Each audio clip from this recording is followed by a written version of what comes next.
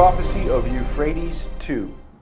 The story of Elisha and Elijah and the Euphrates drying up and then chariots being seen is all a prophetic foreshadow of the end times. Beginning of the stories, 2 Kings chapter 2, verse 6 through 10 says, And Elijah said unto him, Tarry, I pray thee, here, for the Lord hath sent me to Jordan. And he said, As the Lord liveth, and as thy soul liveth, I will not leave thee. And they too went on. And 50 men of the sons of prophets went and stood to view afar off, and they too stood by Jordan. And Elijah took his mantle and wrapped it together and smote the waters, and they were divided hither and thither, so that they too went over on dry ground. And it came to pass, when they were gone over, that Elijah said unto Elisha, Ask what I shall do for thee before I be taken away from thee. And Elisha said, I pray thee, let a double portion of thy spirit be upon me. And he said, Thou hast asked a hard thing. Nevertheless, if thou see me when I am taken from thee, it shall be so unto thee. But if not, it shall not be so. In verse 11 and 12 it says, And it came to pass, as they still went on and talked, that behold, there appeared a chariot of fire and horses of fire, and parted them both asunder. And Elijah went up by a whirlwind into heaven. And Elisha saw it, and he cried, my father, the chariot of Israel and the horsemen thereof. And he saw him no more, and he took hold of his own clothes and rent them in two pieces.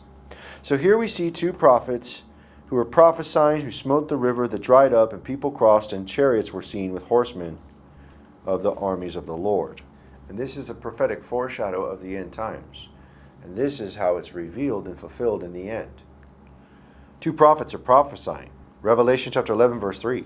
And I will give power unto my two witnesses, and they shall prophesy 1,260 days, clothed in sackcloth.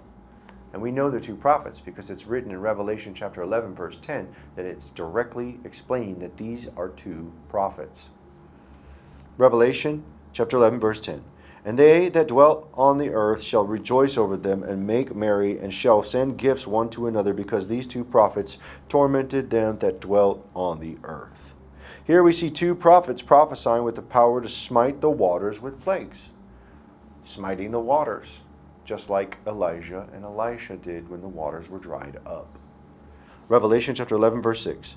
These have power to shut heaven, that it rain not in the days of their prophecy, and have power over waters to turn them to blood, and to smite the earth with all plagues as often as they will.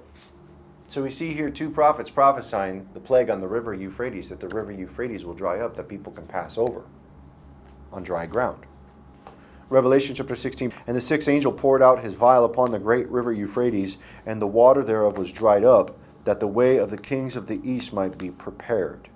The river drying up made way for chariots to appear to be able to come across the river. Revelation chapter 9, verse 13 through 16. And the sixth angel sounded, and I heard a voice from the four horns of the golden altar which is before God, saying to the sixth angel which had the trumpet, Loose the four angels which are bound in the great river Euphrates. And the four angels were loosed, which were prepared for an hour and a day and a month and a year, for to slay the third part of men. And the number of the army of the horsemen were 200,000, and I heard the number of them. These horsemen and chariots are used as a punishment upon the beast. They are a portion of the armies of the Lord that will be used as vessels of destruction in the end times on Christ's return. And these are the net of the company coming to snare the beast and his armies to slay part of the third of the earth. Ezekiel chapter 32, verse 3 through 8.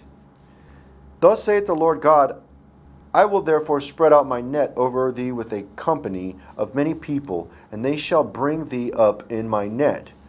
Then will I leave thee upon the land, I will cast thee forth upon the open field, and will cause all the fowls of heaven to remain upon thee, and I will fill the beast of the whole earth with thee. And I will lay thy flesh upon the mountains, and fill the valleys with thy height. I will also water with my blood the land wherein thou swimmest, even to the mountains, and the rivers shall be full of thee. And when I shall put thee out, I will cover the heaven, and make the stars thereof dark. I will cover the sun with a cloud, and the moon shall not give her light. All the bright lights of heaven will I make dark over thee, and set darkness upon thy land, saith the Lord God. And this is how the likeness of the fulfillment in the end times is. two prophets prophesying the plague over the river Euphrates, that it dries up, that the way of the chariots can come across, which are armies of the Lord, to be seen in the end times. The great band and number of 200 million man army of the sixth trumpet and the sixth bowl, which is a portion of the judgment against the beast in the earth, that a third part of the men will be slain side by side with the armies of Christ. And this is how it's fulfilled from the story that was foreshadowing this in the days of Elijah and Elisha. And this is the prophecy of the Euphrates too.